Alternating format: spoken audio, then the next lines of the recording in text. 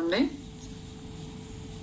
ముందుగా జన్మనిచ్చిన తల్లిదండ్రులకు ఈ ధ్యాన అనేటటువంటి ప్రక్రియను మనకు నేర్పినటువంటి పత్రి మాస్టర్ గారికి, తొందరగా మన యొక్క జీవిత చక్రాలను ముగించుకొని మన యొక్క పూర్ణాత్మను కలిసిపోవడానికి ఎన్నో మార్గాలను నేర్పించినటువంటి వంశీ మాస్టర్ గారికి, ఈ అవకాశాన్ని ఇచ్చిన అరుణ మేడం గారికి, ఉమా మేడం గారికి, ఈ గ్రూప్ లో ఉన్న ఆత్మబంధువులందరికీ కూడాను ధన్యవాదములు. ముందుండి నడిపిస్తున్న మా ఆయనకు కూడాను ధన్యవాదములు. మొదట జ్ఞానాన్ని నేర్పిన, ధ్యానాన్ని నేర్పిన నా మాస్టర్స్ అందరికీ కూడాను ధన్యవాదాలు. మనము గతంలో శివుని యొక్క 19 అవతారాలు తెలుసుకున్నాం మాస్టర్స్. అందులో పిప్పలాద మహర్షి ఒకటి, తర్వాత రెండవది నంది, నందీశ్వరుడు అంటున్నాం. ఎందుకు నందీశ్వరుడు అంటున్నాం మనము అనేటటువంటిది ఇప్పుడు తెలుసుకుందాం మాస్టర్స్. ఈశ్వరుని కదా అనాలి, నందిని ఎందుకు నందీశ్వరుడు అనాలి అనేటటువంటిది ఇప్పుడు తెలుస్తాము. నందీశ్వరుడు అంటే ఈశ్వరుడు అంతటి సమానముతో తేజరిల్లుతున్నటువంటి నంది. ఎందుకు ఇది అంటే, దీనికి అంటే ఏ జన్మ తీసుకోవాలన్నా ఏది కార్యకారణ సంబంధం కావాలి, ఒక తల్లి అంటూ ఒక తండ్రి అంటూ కావాలి కదా. అలాగే ఈ యొక్క నంది అనేటటువంటి ఈ యొక్క ఈశ్వరుని, నందీశ్వరునికి తండ్రి శిలాదుడు. పూర్వకాలంలో అంటే చాలా మొదటి నుంచి ఉన్నటువంటి పేరు పొందినటువంటి శిలాదుడు అనేటటువంటి ఒక ఋషి, మహర్షి, మంచి మహర్షి ఆయన అనమాట. చాలా గొప్ప వ్యక్తి, మంచి సాధన కలిగినటువంటి వ్యక్తి. ఆయన శిలాదుడు ఏం చేస్తాడంటే, ఆయనకు సంతానం ఉండదు. సంతానం లేకపోవడం ద్వారా ఆయన ఏం చేస్తాడంటే, నాకు శివునితో శివుని కోసం తపస్సు చేసి శివుని ప్రత్యక్షం చేసుకుంటాడు అనమాట. శివుడు ప్రత్యక్షమైన తర్వాత ఏం కావాలంటే, నాకు కుమారుడు కావాలి. వెంటనే కాదు, కుమారుడు కావాలి అని అంటే ఓకే తదాస్తు అంటాడు, ఒక మాటలో వెళ్ళిపోతుంది. అలా కాకుండా ఎలాంటి వాడు కావాలనేటటువంటిది చెప్తున్నారు చూడండి ఇక్కడ. మరణము లేని అయోనిజుడైన, ఇక నీతో సమానమైనటువంటి ఎటువంటి అధర్మము గాని, ఆ తర్వాత ప్రేమ లేకుండా పోవడం, అహింస అలాంటివి ఏవి లేకున్నటువంటి ఒక కుమారుడు నాకు కావాలి. అయోనిజుడు అంటే యోని ద్వారా జన్మ లేనటువంటి ఒక కుమారుడు కావాలి నాకు అని చెప్తాడనమాట. పరమాత్ముడు ఓకే అంటాడు, తదాస్తు అనేస్తాడు. ఇక చేయాలిగా, ఊరికే వచ్చేది కదా, తపస్సు యజ్ఞం చేస్తాడంట. ఆ యజ్ఞ గుండము నుంచి నందీశ్వరుడు జన్మ తీసుకుంటాడనమాట. జన్మ తీసుకున్నప్పుడు చాలా కఠోర తపస్సు చేస్తాడనమాట. తపస్సుకు నందీశ్వరుడు జన్మ తీసుకుంటాడనమాట. అగ్నిగుండం నుండి బాలుడు ఉద్భవిస్తాడు. చాలా అందంగా, ఎంతో తేజమయముతో, ఎంతో అందంగా, తెల్లటి ముఖము కలిగినటువంటి, తెల్లటి వర్ణము కలిగినటువంటి ఒక కుమారుడు, బాలకుడు. అసలు తను చూడగానే సంతోషము వచ్చేటటువంటి విధముగా ఆయన కుమారుడు జన్మ తీసుకుంటాడు, వస్తాడు అనమాట. ఇక్కడ నంది అంటే ఏంటంటే నందం, ఆనందం అంటాం కదా. ఆ ఆనందాన్ని పంచేటటువంటి ఈశ్వరుడు కనుక నందీశ్వరుడు అని పేరు వచ్చిందనమాట ఈయనకు. సంతోషాన్ని అందరికి పుట్టుకతోనే, పుట్టేటప్పుడు అందరికీ ఆనందం అనేటటువంటి దాన్ని ప్రసాదించినందువలన ఇక్కడ ఆయన్ని నందీశ్వరుడు అని పేరు వచ్చింది. నంది అని పెట్టారనమాట. ఆనందాన్ని పంచడానికి నంది అని పేరు పెట్టారు. ఇకపోతే ఈ యొక్క నంది అని పుట్టిన పిల్లవాడు ఆయన చిన్న వయసులోనే మంచి జ్ఞానవంతుడు, తేజవంతుడు, అన్ని జ్ఞానాలు, అన్ని పురాణాలు, ఇతిహాసాలు అన్ని తెలుసుకున్నటువంటి వ్యక్తి. అంటే అంతటి శక్తి పరుడుగా జన్మ. అంటే ఇక్కడ నీ అంతటి కుమారుడు కావాలి అని అడిగాడు కదా. నీ అంతటి కుమారుడు అంటే ఇంకా ఆయనే రావాలి, జన్మ తీసుకోవాలి. అతనితో సరితూలేటటువంటి మానవుడు కానీ ఏది ఉండదు కదా, ఎవరికి వాళ్ళే సరితూగాలి. కాబట్టి ఈశ్వరుడే ఆ విధంగా జన్మ తీసుకొని వస్తాడనమాట శిలాదునికి. ఓకే, ఇలా జన్మ జరిగింది, ఆయన యొక్క జన్మ జరిగింది. ఇక జన్మ జరిగిన తర్వాత చిన్న పిల్లల వయసులోనే ఆయన ఋషులను, మునులను, తపస్సిద్ధులను అందరినీ కూడాను ఆయన మంచి గౌరవముతో పూజలు చేయడము, వారికి కావలసినటువంటి సేవ చేయడం అన్ని చేసేవాడు. అన్ని చేస్తూ ఉంటే ఇలాగే ఒకసారి దేవతలు, ఋషులు అందరూ ఆయన ఆశ్రమానికి వస్తారనమాట. వచ్చినప్పుడు అక్కడ అందరూ ఆశీర్వాదం చేస్తారు. అందరూ ఉంటారు మామూలు వాళ్ళు, మనుషులు, మానవులు ఉంటారు, ఋషులు ఉంటారు, దేవతలు అందరూ వస్తారు కదా. అందరూ కూడాను ఆయనకేమో ఆశీర్వాదాలు ఇస్తారు. కానీ దేవతాగణమైనటువంటి వాళ్ళు మాత్రము ఈయనకు ఆశీర్వాదం ఇవ్వరు. ఇవ్వకుండా పోవడం ద్వారా ఆయనకు చాలా బాధ అనిపిస్తుంది. ఇంతమంది మనలాంటి వాళ్ళు ఇచ్చినా ఇవ్వకపోయినా బాధపడేవాడు కాదు. దేవతలు కదా, వచ్చారు కదా, ఆయన సేవకు ఎంతో మెచ్చుకున్నారు. ఆయన చేసేటటువంటి సేవ కార్యక్రమాలకి, వాళ్ళకు చేసినటువంటి సపర్యలకు ఎంతగానో మెచ్చుకున్నారు. అలా మెచ్చుకున్నటువంటి వాళ్ళు ఎందుకు ఇతనికి ఆశీర్వాదం ఇవ్వలేదు? ఆయన వల్ల కాలేదు, దుఃఖం ఆగట్లేదు. సరే ఏదైతే అది కాని అని వాళ్ళనే అడిగేస్తాడనమాట. వాళ్ళు చెప్తారు, అయ్యా నీ కుమారుడు అల్పాయుష్కుడు. అప్పుడు బాధపడిపోతాడు అనమాట. చాలా బాధపడుతూ ఉండగా కుమారుడు వస్తాడు. తండ్రి గారు మీరు ఎందుకు చింతిస్తున్నారు, బాధపడుతున్నారు అంటే, ఇలా ఉంది నాయన అంట. దానికి ఎందుకు తండ్రి గారు చింతించడము అని చెప్పేసి ఆయన తపస్సు చేస్తాడు. ఎవరు? మన నందీశ్వరుడు. నంది తపస్సు చేస్తాడనమాట. తపస్సు చేసినప్పుడు ఈశ్వరుడు ప్రత్యక్షమయ్యి అప్పుడు ఆయనకు పూర్ణాయుషు, అంటే ఆయనకు అసలు ఇంకా మరణమే లేదు. మరణము లేనటువంటి, ఎప్పుడు యవ్వనంగా ఉండేటటువంటి, ఎప్పుడు తేజస్సుతో వెదజల్లుతూ, ఇంకా ఏమని అడిగాడు ఇక్కడ నంది తపస్సు చేసి, అయ్యా ఎల్ల కాలము నీ సేవ చేసుకుంటూ నీ ఎదుటనే ఉండేటటువంటి అదృష్టాన్ని నాకు ప్రసాదించు, నాకు మరణం లేకుండా చేయమని అడగట్లే. ఇక్కడ చూడండి, ఇందులో మరణం లేకుండా చెయ్యి అనేటటువంటి వాక్యములో ఎల్లకాలము ఎల్లవేళలా నీ ఎదుటుగా నీ యొక్క వరాన్ని, అంటే నీ యొక్క తేజస్సుతో నేను వర్తిల్లే విధంగా నాకు అవకాశాన్ని ప్రసాదించు అన్నప్పుడు ఎంతటి వ్యత్యాసం చూడండి. తదాస్తన తర్వాత ఇంకెల్లకాలము ఉండేది, ఇంకా ఆయనకు మరణం ఉండదు. ఆమరణ ఇదనమాట, ఆయనకు వరం పొందేసినాడు. అలా నిరంతరము శివుని ధ్యానిస్తూ శివుని యొక్క సన్నిధిలోనే ఉండేటటువంటి దివ్యమైనటువంటి స్వరూపము ఆయనకు వరాన్ని ప్రసాదిస్తాడనమాట. చాలా పరమ భక్తుడుగా ఉంటాడు కదా. అందువల్ల ఇంకా ఏమంటే, నువ్వు ధర్మానికి, అన్నిటికీ, ధర్మానికి, సత్యానికి, అన్నిటికీ కూడాను నిన్ను చూసి అందరు కూడాను నీ యొక్క మార్గములో నడుస్తారు, నువ్వు వాళ్ళందరికీ కూడాను మార్గదర్శకులుగా ఉంటావు అని చెప్పాడు. ఇంకా ఏం చేశాడు ఇక్కడ, శివునికి కుమారులు విఘ్నేశ్వర స్వామి, సుబ్రహ్మణ్య స్వామి కదా. అలా ఉంటూ ఈ యొక్క నందిని 3వ కుమారునిగా స్వీకరిస్తాడనమాట. అలాగే పార్వతీ మాత కూడాను చెప్తాడు, ఇతన్ని నువ్వు మన యొక్క కుమారుడుగానే భావించాలి, ఈయన కూడా మన కుమారుడే. ఎలాగైతే ఈ విఘ్నేశ్వరుడు, సుబ్రహ్మణ్య స్వామి ఎలాగైతే ఉన్నారో అలాగే ఈ యొక్క నంది కూడాను మన కుమారుడే. అంటే ఇక్కడ చూడండి ఏం నేర్చుకోవాలి మనం ఇక్కడ అంటే, ఒక్క తపస్సు అంటే ఆయన ఏది స్వలాభాపేక్షతో కోరలే. ఎల్ల కాలములందు నీ ముందు ఉండమన్నాడు. కానీ శిలాదుడు కోరుకున్నాడు, నా కుమారుడు అజేయుడై, అంటే ఎప్పుడు కూడాను ఓటమి తెలియకూడదు, మరణము తెలియకూడదు, హింస అన్నటువంటిది తెలియకూడదు, అలా నీతో సమానమైనటువంటి కుమారుడు కావాలి అని కోరుకున్నాడు. అక్కడ ఆయన ఆశతో కోరుకున్నాడు. అయినా పరమశివుడు దేంతో కోరుతున్నావు, ఎలా కోరుతున్నావు, ఎవరు కోరుతున్నారు అన్నటువంటిది భావించరు మాస్టర్స్. ఏది అడిగినా కూడా ఇచ్చేస్తాడు, ఎవరు అడిగినా ఇచ్చేస్తాడు. రాక్షసులకు వరమిస్తాడు, దేవతలకు వరమిస్తాడు, మన మానవులకు కూడా వరమిస్తాడు. ఒక్కసారి మీరు ధ్యానంలో కూర్చొని పరమేశ్వరుని, ఇప్పుడు మీరు క్షమాపణలు వేడుకుంటున్నారు, ఎప్పుడు కూడాను మనం సత్యంలో, ధర్మంలో ఉండేటట్టుగా మమ్మల్ని చూడమంటున్నారు, ఇతరులతో ప్రేమతో ఉండే విధంగా మమ్మల్ని చూడమని చెప్తున్నారు, అన్ని మనకిస్తున్నాడు కదా. రోజు ధ్యానంలో ఉండడం ద్వారా మనలో మార్పు అన్నటువంటిది మనకు సంభవిస్తూనే ఉంది, తెలుస్తూనే ఉంది. ఏదో ఒక రకంగా మార్పు అనేటటువంటిది మనలో జరిగింది. ఇది మనకిచ్చేటటువంటి వరం. మనము అర్ధగంట సేపు ఓన్లీ మార్నింగ్ మనము కర్మ విపాక ధ్యానం చేసుకొని ద్వారా, పశ్చాత్తాపంలో ఉండడం ద్వారా, కోరుకోవడం ద్వారా మనకు ఆ వరాన్ని ప్రసాదించాడనమాట. మనకు కావాల్సింది అదే కదా. ఇలాంటిది ఏది శాశ్వతంగా ఉండాలని గాని ఇది ఎప్పుడు కోరుకోము కదా. కానీ ఏది కోరుకున్నా ఇచ్చేటటువంటి ఈశ్వరుడు అనమాట.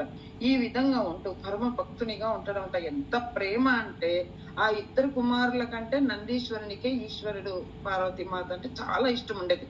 ఇలాగే ఒకసారి పార్వతీ పరమేశ్వరులు ఇద్దరు కూడాను ఏదో ఆట ఆడుతున్నప్పుడు, ఊరికే తమాషగా ఆడుతున్నప్పుడు ఎవరు గెలిచా పార్వతీ మాత గెలుస్తుంది. కానీ ఈశ్వరుడు నేను గెలిచానని తమాషగా ఆట పట్టించడానికి అన్నప్పుడు పార్వతీ మాత అడుగుతుందనమాట, నంది నువ్వు చూస్తున్నావు కదా, ఈ మేమిద్దరము నీకు ఒకటే కదా, ఎవరు గెలిచారు అంటే ఆయన తండ్రి మీద ఉన్నటువంటి ప్రేమతో భక్తితో అయ్య గెలిచాడని చెప్పాడు. అంటే నంది ఈశ్వరుల వారే గెలిచారు అని చెప్తాడు. ఇలా చేయడము తప్పు కదా అని అక్కడ తనకు ఒక శాపాన్ని ఇవ్వబోతుంది పార్వతీమాత, నువ్వు ఒక రకమైనటువంటి రోగముతో ఉంటావు అని. కానీ ఈశ్వరుడు దాన్ని అడ్డగించి ఏమని చెప్తాడు, చూడు ఇది తను ఈ ద్వేషము ద్వారా చెప్పట్లేదు, ప్రేమ ద్వారా చెప్తున్నాడు, నాలో ఉన్నటువంటి నా మీద ఉన్నటువంటి ప్రేమ ద్వారా చెప్తున్నాడు కనుక ఈ యొక్క శాపానికి అర్హుడు కాడు అని ఈశ్వరుడు చెప్తాడు అనమాట.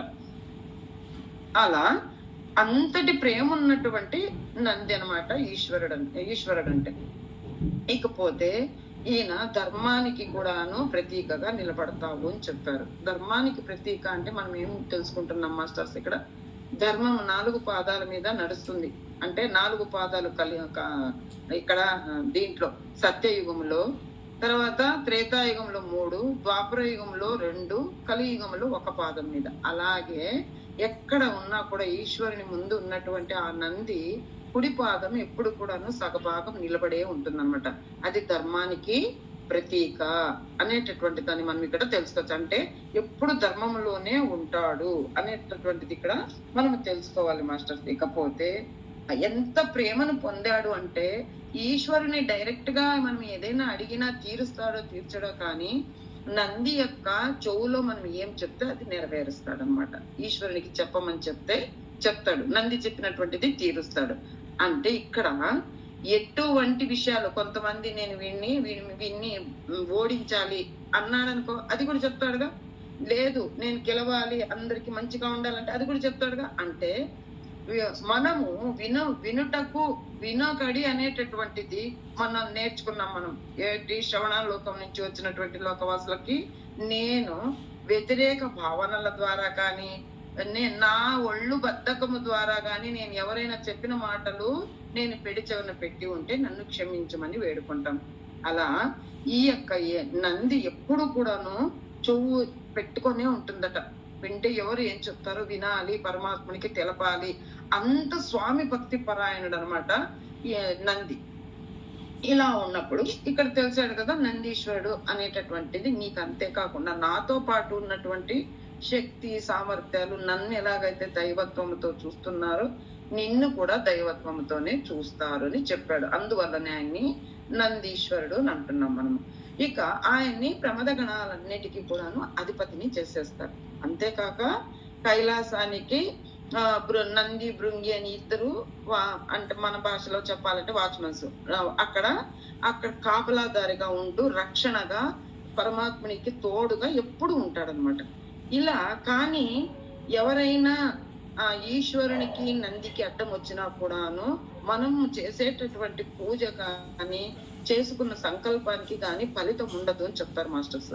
అలా ఉన్నటువంటి వాడు కానీ నందియార్ అనేటటువంటి ఒక భక్తుడు తను డైరెక్ట్ గా నిన్ను చూడాలి అని అనుకోవడం వల్ల వస్తాడు, చూడలేకపోతాడు. అప్పుడు ఆయన అక్కడనే తపస్సు చేసుకుంటూ ధ్యానం చేసుకుంటూ ఈశ్వరుని కోరుకోగా నంది కూడా పక్కకు జరుగుతాడు. అంటే అక్కడ భక్తులు అంటే అంతటి ప్రేమ ఈశ్వరునికి. నందిని పక్కకు తప్పుకోమంటారు. ఇది ఒక ప్లేస్ లో ఉంది, మళ్ళీ ఆ ప్లేస్ కి వెళ్ళిపోతే మనం టైం చాలా అయిపోతుంది మాస్టర్స్. ఇలా ప్రతి దేవాలయంలో, శివుని యొక్క దేవాలయంలోకి వెళ్ళినప్పుడు మొదట నందిని నమస్కరించుకున్న తర్వాతనే ఆ నంది యొక్క కొమ్ముల భాగములు, అంటే 2 కొమ్ముల మధ్యలో నుంచి కూడా మనము శివుణ్ణి చూస్తే ఫలితం ఎన్నో రెట్లు ఉంటుంది అని మనకి ఇక్కడ తెలిపారు. నంది ద్వారా మనకు వస్తుంది అనమాట. ఇది మనము తెలుసుకోవాల్సినటువంటి ఆయన యొక్క నంది అంటే ఈ పరమేశ్వరుడు తనకిచ్చినటువంటి ఏవేవి స్థానాలు ఇచ్చాడు అన్నటువంటిది మనకి ఇక్కడ అర్థమైంది మాస్టర్స్. వీటి ద్వారా మనము ఆయన ఏదేదైతే చేయగలిగాడో చేశాడో అలా ఉంటే మనము కూడాను పరమేశ్వరునికి ప్రియమైనటువంటి భక్తులుగా ఉండిపోతాము అని మనకి ఇక్కడ చెప్తున్నారు మాస్టర్స్. ఇకపోతే త్యాగమూర్తి అనేటటువంటిది కూడా, విశ్వాస పాత్రుడు, త్యాగమూర్తి, ఏదన్నా చెప్పండి, దైవ స్వరూపుడు, అన్ని రకాలుగా కూడాను ఆయన ఈ యొక్క నంది అనేటటువంటి వ్యక్తి శివుని ద్వారా పొందగలిగాడు అనమాట. ఇలా పొందినప్పుడు ఒకసారి ఏం చేస్తాడంటే ఈ యొక్క ఇదేంటి రావణాసురుడు తన యొక్క పుష్పక విమానం ఎప్పుడు కుబేరుణ్ణి జయించి కుబేరుని పుష్పక విమానాన్ని చూసుకొని రావణాసురుడు కైలాసంలో పరమాత్మని దర్శనం చేసుకొని పోదామని వస్తాడనమాట. అక్కడ వచ్చినప్పుడు అక్కడ వీళ్ళు అడ్డగిస్తారు కదా, అడ్డగించినప్పుడు ఈయన ఏం చేస్తాడంటే ఆ అడ్డగించేటప్పుడు రావణాసురునికి నందీశ్వరుని యొక్క ముఖము ఒక కోతి రూపంలో కనపడుతుందట. కోతి రూపంలో వానర రూపంలో కనిపించినందుకు పక్కపక్క నవ్వుతాడు, ఇదేంటి ఇలా ఉన్నావే అని. ఈ యొక్క రూపాన్ని అంటే ఇక్కడ వానర రూపము అంత చులకనగా నువ్వు చూస్తున్నావు అనే భావనలో ఏం చెప్తాడంటే ఇలాంటి ముఖం ఉన్నటువంటి వాటి ద్వారానే నువ్వు నీ యొక్క మరణము సంభవిస్తుంది, వీరందరూ నీ మరణానికి తోడ్పడతారు అన్నటువంటి శాపాన్ని రావణాసురుడికి ఇస్తారనమాట. ఇక్కడ మనం ఏం నేర్చుకోవాలి మాస్టర్స్? మనం ఇక్కడ రావణాసురుడు వానర ముఖం అయితే ఏంటి, ఇక్కడ నంది అంటే ఎత్తు ముఖం కదా, వృషభ ముఖం కదా. ఏ ముఖమైనా కూడాను తనకున్న స్థితి ఎలాంటిది, తనున్నటువంటి స్థానం ఎలాంటిది అంటే తను ఎంత గొప్ప పరుడు, ఎలాంటి భక్తి పరుడు అనేటటువంటి విషయాన్ని మనం గమనించాలి. కానీ ఇక్కడ రావణాసురుడు అహంకారముతో ఏం చేస్తాడంటే నందిని చూసి నవ్వుతాడు. వానర రూపంలో ఉన్నటువంటి నంది అనేటటువంటి విధానంగా నవ్వుతాడు అనమాట. ఇదే త్రిశూలం పెట్టుకొని నిలబడుకొని ఉంటాడు కదా. ఇంకా అక్కడ కైలాసంలో రక్షక భటులుగా ఉన్నప్పుడు వాళ్ళ యొక్క చేతిలో కూడా అదే ఉంటుంది కదా. ఆ త్రిశూలాన్ని పట్టుకొని ఉన్నటువంటి వానరుడుగా ఎలాగైతే కనపడిందో ఇప్పుడు చెప్తున్నాడట, ఈ త్రిశూలంలో ఉన్నటువంటి 3 గుణాలు నీలో అణిచివేసి నిన్ను చంపడానికి, నీ మరణానికి ఈ యొక్క త్రిశూలమే వానరుల యొక్క గోళ్ల రూపములో, నీ ఆయుధాల రూపంలో నీ యొక్క సైన్యము, నీ యొక్క లంక రాజ్యం అంతా కూడాను నాశనం అవుతుంది. అంటే అక్కడ ఆయన చావు ఎలా అయిపోయింది, 3 గుణాలను సంహరించినట్టే కదా రాముల వారు. దాని విషయాన్ని కూడా ఇక్కడ మనకు చెప్పాడనమాట. త్రిగుణాలకు ప్రత్యేకమైనటువంటి ఈ త్రిశూలాన్ని పట్టుకొని నేను నిలబడి ఉంటే నీకు వాన రూపంలో ఉన్నానని కనిపిస్తున్నాదా, ఇంత చిన్న చూపు చూస్తున్నందుకు నీకు ఇవే గోళ్లుగా మారి, ఈ గోళ్లే నీకు ఆయుధాలుగా మారి నీ యొక్క నీ సైన్యాన్ని అంతటినీ కూడాను శత్రువుల రూపంలో వచ్చి నిన్ను ధ్వంసం చేస్తాయి అనేటువంటి శాపాన్ని ఇస్తాడనమాట. అంటే ఆయన పుట్టినటువంటిది ఎలా పుట్టాడు, అసలు ఆయనకు అల్పాయుషు అని చెప్పారు.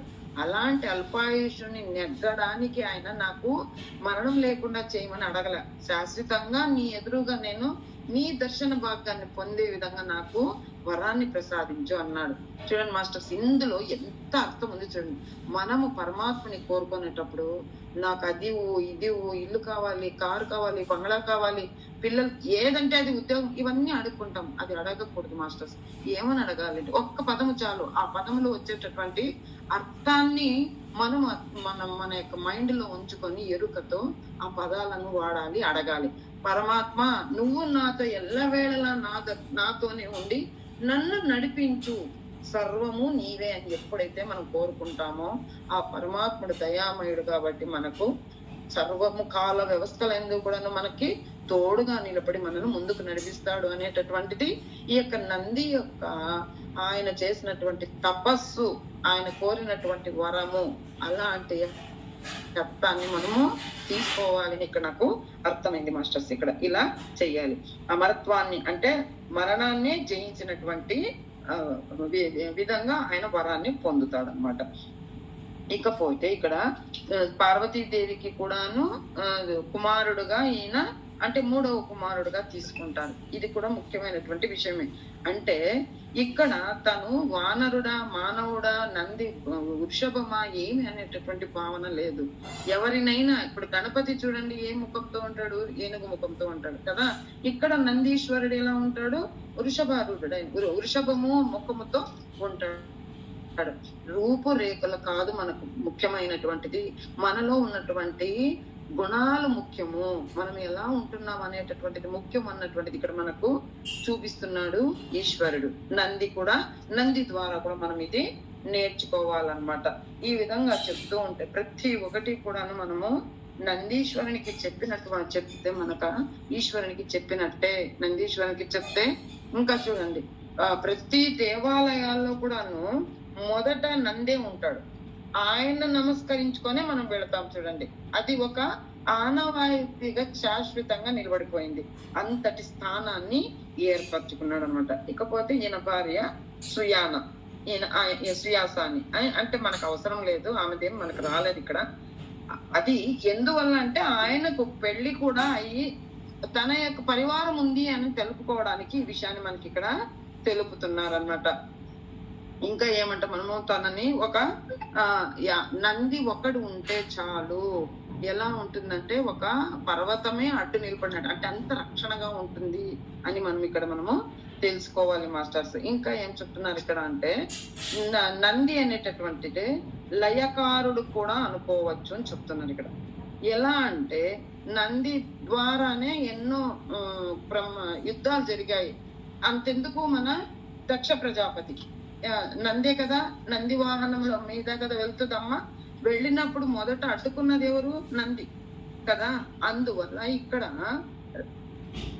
ఆ నంది అనేటటువంటి వ్యక్తి పార్వతీ మాతకు ఎంతో రక్షణగా ఉంటూ, ఎప్పుడైతే దక్ష ప్రజాపతి శివునికి మర్యాద ఇవ్వకుండా, శివుడు లేకుండా ఆ యొక్క యజ్ఞాన్ని చేసినందువల్ల పార్వతీమాతను అవమానపరిచినందువల్ల అమ్మ తన యొక్క శక్తితో తన యొక్క దీంతో తను దగ్ధమైపోతుంది కదా, తనంతకు తానే ఆత్మాహుతి చేసుకుంటుంది కదా.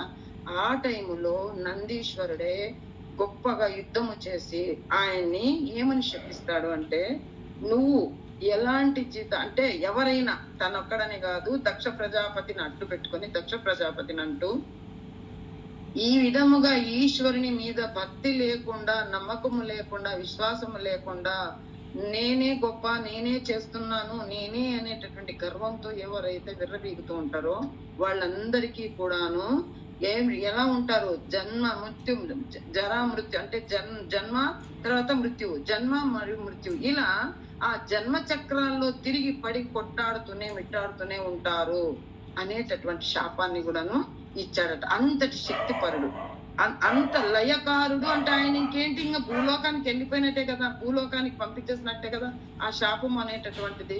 ఇలా ఏకాగ్రతను కూడాను ఆయనదే, అచంచలమైనటువంటి భక్తి, ఏకాగ్రత అంటే శివుని ముఖమే చూస్తూ ఉంటాడు, కన్ను ఆరుతాడు. ఇప్పుడు మనకంటే రాయిలోనే మనం దేవుని చూసుకుంటున్నాం కాబట్టి ఆయన కన్ను ఆరుతాడా లేదనే విషయాన్ని మనం పక్కన పెడతాం.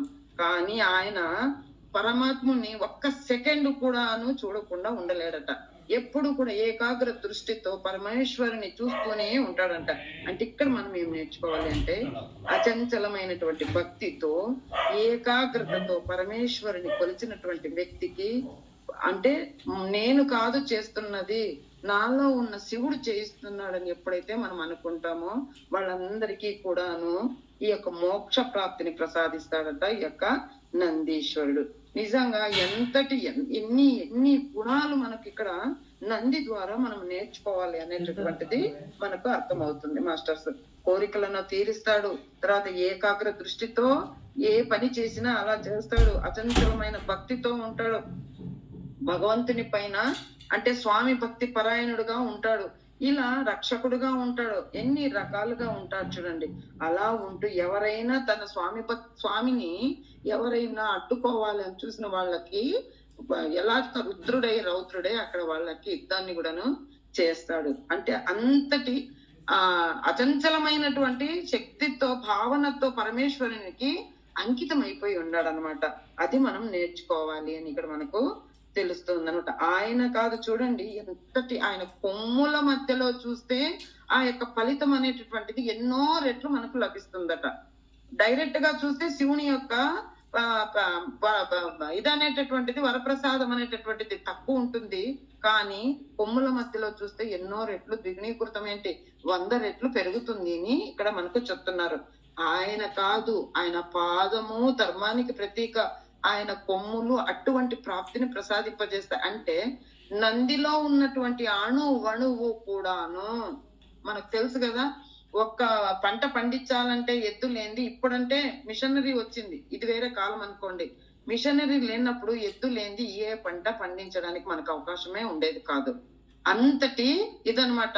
ఈ నందీశ్వరుడు కూడాను ఇక్కడ నువ్వు భూలోకానికి వెళ్ళు అని శాపం ఉంది వచ్చినప్పుడు ఆయన ఏం చేస్తాడంటే, ఇక్కడ నేను రైతులందరికీ సహాయపడతాను.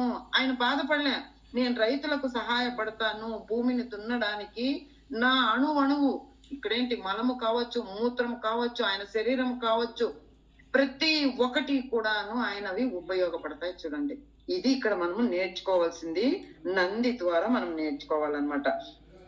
ఇంకేం చెప్తున్నారు ఇక్కడ, ఏమేం నేర్చుకున్నాం మనము? ధర్మము సత్యానికి ప్రతీకగా ఉంటూ ప్రేమను పొందాలి అని, ప్రేమకు కూడా చిహ్నంగా ఉన్నాడని, భక్తికి కూడా మనము దాసోహం అయ్యేటటువంటి విధంగా ఉన్నాడు. గణాధిపతులకు అందరికి కూడా ఆయనే అధిపతి అయ్యాడు.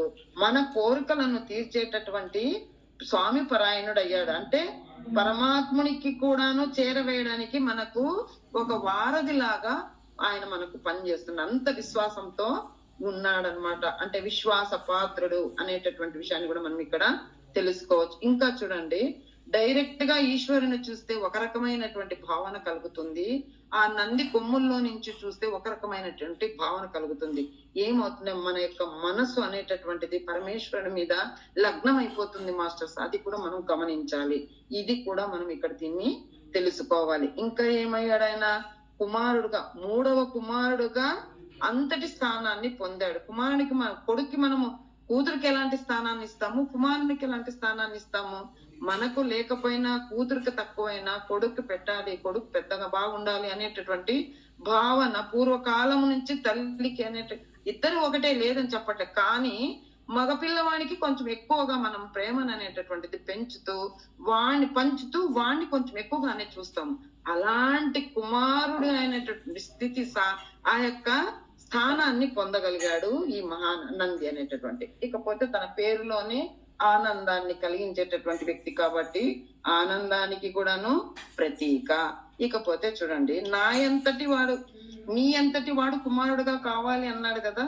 ఎలా ఉంటాడు తెలుసా? శివుడు తెల్లగా ఉంటాడంట మాస్టర్స్, అంత అందంగా ఉంటాడంట. అంతే అందంగా ఈ యొక్క నంది కూడాను తెల్లగా, ఎటువంటి మచ్చలు లేకుండా, మచ్చలు అంటే ఏంటి, కల్మషాలు లేకుండా ఉండేటటువంటి విధంగా ఉంటాడు. అంటే మనలో కూడాను అలాంటి కల్మష బుద్ధులు అనేటటువంటివి తీసేసుకోవాలి అని కూడా మనము నంది ద్వారా మనము తెలుసుకుంటున్నాం మాస్టర్స్. ఇంకొకటి ఏం చెప్తున్నారు చూడండి, ఇక్కడ తరతమ భేదాలు లేకుండా చూస్తాడు నంది. ఏంటి తరతమ భేదం ఏముంది ఇక్కడ? తరతమ కాకపోయినా పేద ధనిక అనే భేదం కూడా లేదు. ఒక్కసారి నందికి ఆ యొక్క ఇది ఏమంటాము, నాగలి కట్టేసి వదిలాము అంటే అది ఏ భూమి అని చూడదు, ఎవరి భూమి అని చూడదు, ఎక్కడా చూడదు. అందరికీ ఒకే రకంగా ప్రొద్దున లేసినప్పటి నుంచి సాయంత్రం వరకు శ్రమ పడుతూ మన పంటలన్నింటికీ కూడాను దుక్కి చేసి ప్రయోజనం ఇచ్చేటటువంటిది ఆ యొక్క నంది. అంత ప్రేమ భావంతో ఉంటుందన్నమాట. భేదం అనేటటువంటిది లేదు అన్నటువంటిది కూడా మనం ఇక్కడ తెలుసుకోవాలి మాస్టర్స్. ఇక్కడ ఇంకా చెప్పాం కదా, ఈశ్వరుడికి రావణాసురునికి కూడాను ఎలా ఇచ్చాడు? శాపం ఇచ్చాడు. రావణాసురునికి శాపం ఇచ్చాడు, దక్షునికి శాపం ఇచ్చాడు. వీళ్ళందరి ద్వారా కూడా ఇచ్చిన తర్వాత పార్వతీమాత ద్వారా వరాన్ని కూడాను పొందాడు. ఈశ్వరుని వరప్రసాది, పార్వతీమాత యొక్క వరప్రసాది అన్నమాట. ఇలా మనము మన యొక్క ఎలాంటి ముఖము అనేటటువంటిది కాదు ముఖ్యము, తన యొక్క స్థితి, సాధన, గుణాలను మనము చూడాలి అన్నటువంటి విషయాన్ని మనకి ఇక్కడ తెలుపుతున్నారు మాస్టర్స్. అందుకే తనని నంది అని ఎవరు పిలవము, నందీశ్వరుడు అనే పిలుస్తాం. నందీశ్వరుడు అంటే ఈశ్వరునితో సమానమైనటువంటి పేరు ప్రఖ్యాతులు కలిగినటువంటిది ఈ యొక్క నందీశ్వరుడు అన్నమాట. ఇంత మంచి భావనలు, ఇంత మంచి వరాలను మనకు ప్రసాదించినటువంటి ఆ నందీశ్వరునికి మనము కూడా నమస్కారాలు, పాదాభివందనాలు చేసుకుందాం మాస్టర్స్. ఇంత మంచి అవకాశాన్ని నాకు ఇచ్చినందుకు, ఇంత మంచి జ్ఞానాన్ని నంది ద్వారా మనము పొందినందుకు పంచాననే నేను కోరుకుంటున్నాను. Thank you madam, thank you ఈ అవకాశం ఇచ్చినందుకు అరుణ మేడం గారికి ప్రేమతో ఓపికగా మీ అందరికి విన్నందుకు మీ అందరికీ కూడాను ధన్యవాదాలు మాస్టర్స్.